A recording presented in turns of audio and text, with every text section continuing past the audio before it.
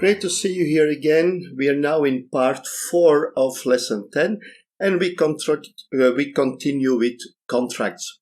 Now when we have contracts, we have different contract types, and the first type is what we call fixed price contracts.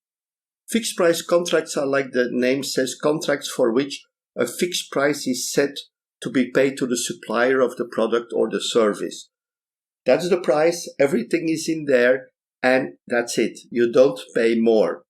The fixed price has some disadvantages, and we can add some incentives or do some improvements for economical adjustments. We also have cost reimbursable contracts. We fix a price from the incurred costs, and typically the supplier gets cost plus a percentage. Here we can also improve the cooperation by adding incentives and awards. Time and material contracts. Time and material contracts, we have the two elements in it. You pay for the materials and you pay for the time that the people are working on this project.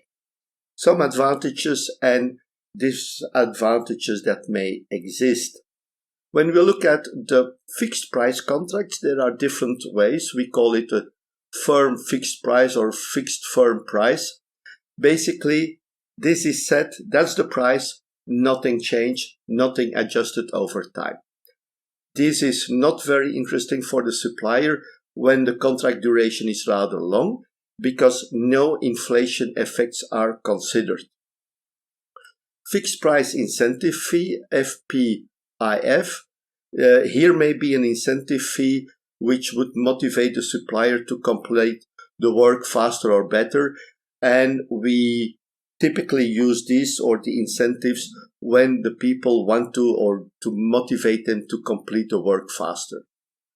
Fixed price with economic adjustment, FPEPA, or FPEA should be. What we have now, we have some time value of money issues. We have the effects over time.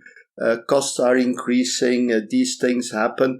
Indexation, and there are formulas included from the moment you sign the contract, because those are the prices you gave on that moment, and after a while there will be a compensation taking into account the indexation. That's typically what we had in military construction. We had a lot of contracts like that, and basically whenever there was a contract, the elements that or when the contractor finished the work, the amount was according to the contract, but we added the economic adjustment.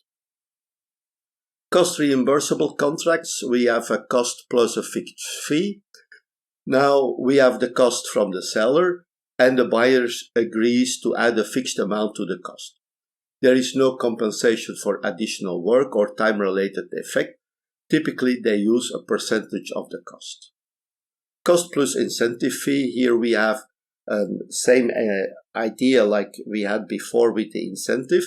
So we pay the supplier for the incurred cost, and we increase it with an incentive to deliver the work as agreed. In case savings are made, these can be shared between the buyer and the seller. Cost plus award fee. The seller is compensated for all the incurred cost, but the majority is based on the way the seller satisfied the broad subjective performance criteria. So we have a description of the awards that are in there.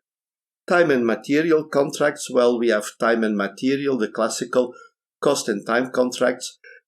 We have an element of fixed price and cost reimbursable contracts. Basically, they're hybrid types of contracts. The nature of the contract may lead to increased time to complete the work, and the people are working slower to increase the revenue of the seller. In order to optimize the use of this contract, you have to use it with care and with specific contracts and with a precise statement of work. There is some risk here that the supplier will work slower. Typical T&M contracts are for staff augmentation, acquisition of experts and outside support. When you're dealing with contracts, it's very important to understand the contract types and the risk. So when we look at fixed price, the risk is typically for the seller. The seller takes all the risk. Very important to understand that. It may also lead to the fact that in the price, the seller will increase additional elements, additional costs. And it may also lead to the fact that when your work is not defined properly, that the risk can go back to the buyer when you make errors in the contract. So when there are extra things to do and you have the contract with the supplier, they may take advantage. Cost plus fixed fee, this is for the buyer. So you have to pay all the cost, but you have to pay more costs typically for the buyer. So here the risk is more for the buyer. Cost plus incentive. Now we have risk for both. Buyer has most risk, and you have the incentive fee to keep the cost down. Time and material. Typically the risk is for the buyer. The buyer bears most of the cost due to the time parameter. So here you really have to be careful what you are doing, and you have to understand which is the most suitable type of contract for the work that you are in fact negotiating with the supplier. So that was it for the fourth video. I'm looking forward to see you in our next videos. Thank you and bye bye.